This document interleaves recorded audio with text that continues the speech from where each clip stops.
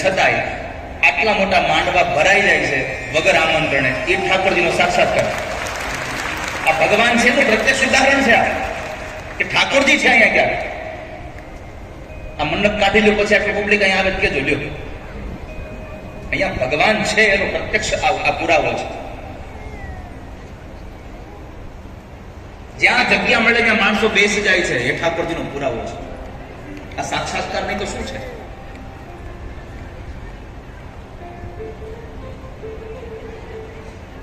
આ શરીરને કોણ ઓળખતું હતું? આજે લાખો લોકો પોતાનો પ્રેમ આપે છે. એ કેવળ ને કેવળ સાક્ષાત્કાર પ્રભુનો છે, ભગવાન છે. આ ભગવાનની કથા ગાઉં છું એટલા માટે પ્રેમ કરો છો તમે. પ્રભુની કથાથી તમે પ્રેમ કરી રહ્યા છો. તો બધી જગ્યાએ ભગવાન દેખાય તમને.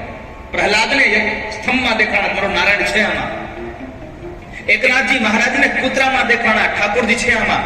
એ વિઠ્ઠલ ઉભારો, હજી રોટલો કોરો છે, ઘી ચોપડી દઉં પછી ખાજો.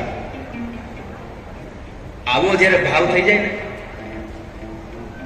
ત્યારે તમને પરમાત્મા દેખાશે, ત્યારે પ્રભુ તમને પ્રાપ્ત થશે.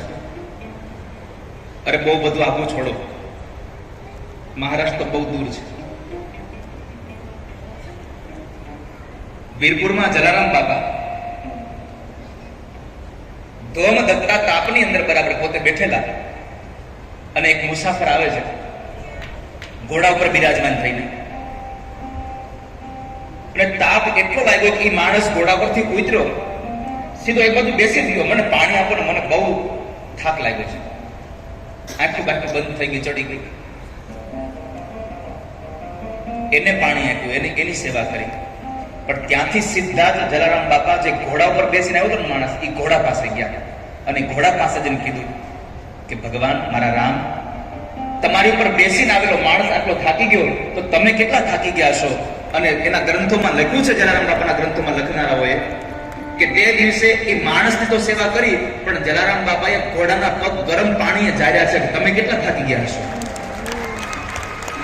જ્યારે ઘોડામાં રામ દેખાય ત્યારે સમજો હવે પરમાત્મા દેખાશે. પરમાત્મા દેખાય, અત્ર તત્ર ને સર્વત્ર વ્યાપક ભગવાન છે. એ ભગવાનની દિવ્ય કથા સૂત નામના મહાપુરાણી 88,000 શોનકાદિક ઋષિમુનિઓને કહેતા હતા.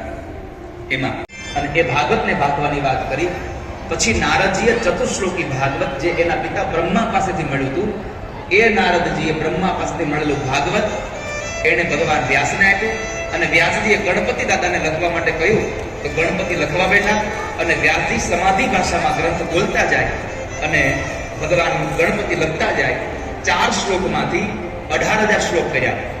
12 સ્કંદ, 335 અધ્યાય અને 18,000 શ્લોક, 5,76,000 અક્ષર વાળો ભાગવત જેવો ગ્રંથ લખાયો ભગવાન વ્યાસજીના હાથે.